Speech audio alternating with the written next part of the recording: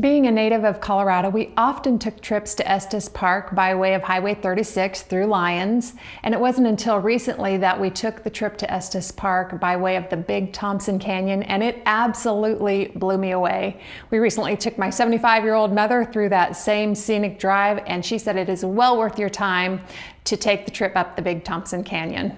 Here's a little peek at why you want to plan your next trip or just a Sunday drive through the Big Thompson Canyon. Well, the opportunity to see different landscapes in Loveland as you drive west from I-25 is just unbeatable. You're going to have the farming, plains community. Then you're going to be through town and you're going to have these hogbacks where it looks like the land just rose up from a sleeping giant. Then you're going to hit the mouth of the canyon where it looks like the giant totally rolled over and all of the dishes got stacked up on their sides.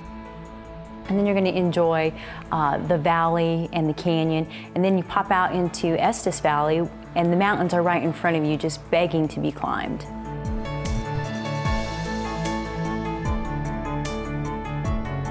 So in addition to the wonderful geography experience you're going to have driving from Loveland to Estes Park, you're also going to experience all the wonderful native wildlife that the Division of Wildlife and Colorado has to offer.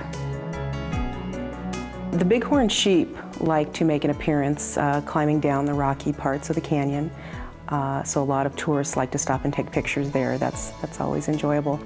We're actually installing watchable wildlife signs specific to bighorn sheep viewing, and those are going in along the Big Thompson Canyon, and we'll have a viewing station at Idlewild Dam. Well, up the canyon from Loveland going westbound on your way to Estes, you can stop at the Wooden Indian and have a view of it, a beautiful piece of artwork that is on private property but is available for viewing.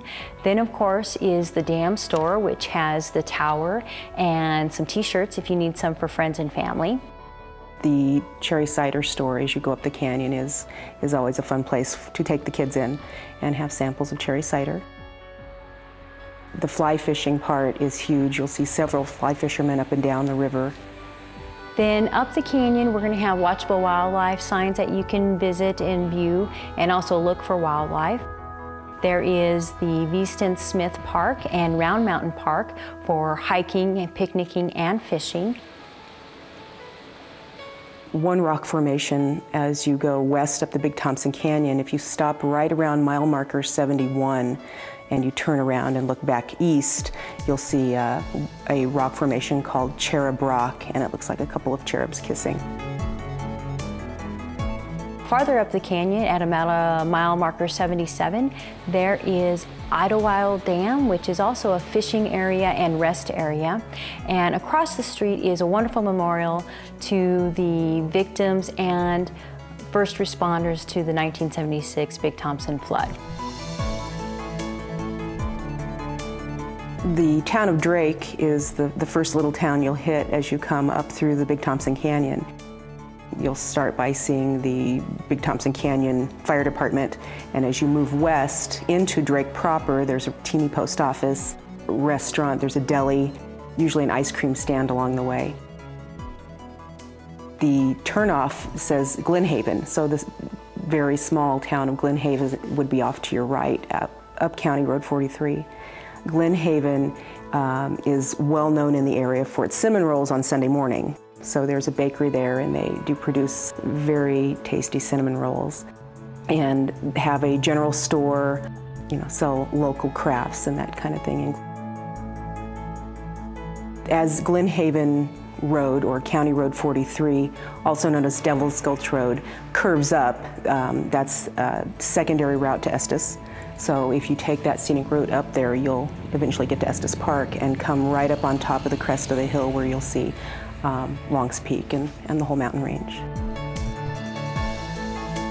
If you go to Larimer County Road 43, you're going to drive up a nice windy canyon road through Glen Haven onto the backside of Estes Park.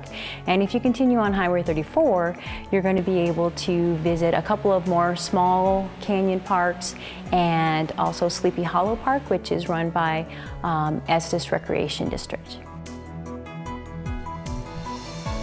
In your drive up the Big Thompson Canyon, after seeing the sites like the Cherry Cider Store, you're going to come across a number of bed and breakfasts, and I would encourage everyone to stop and check out the small businesses along the Big Thompson Canyon, because you won't find a chain, you won't find a big conglomerate of any type business. It's all very unique storefronts or small mom and pop type places.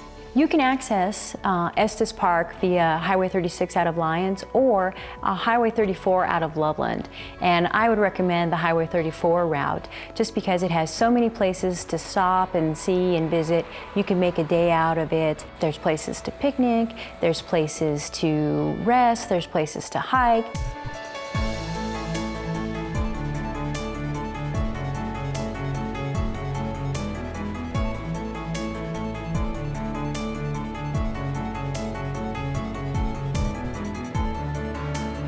You'll want to meet the people in the Big Thompson Canyon, and if you spend a few minutes here and there, you'll find that it's a lot of history, a lot of local background, and it's great to take your family through and just see the sights.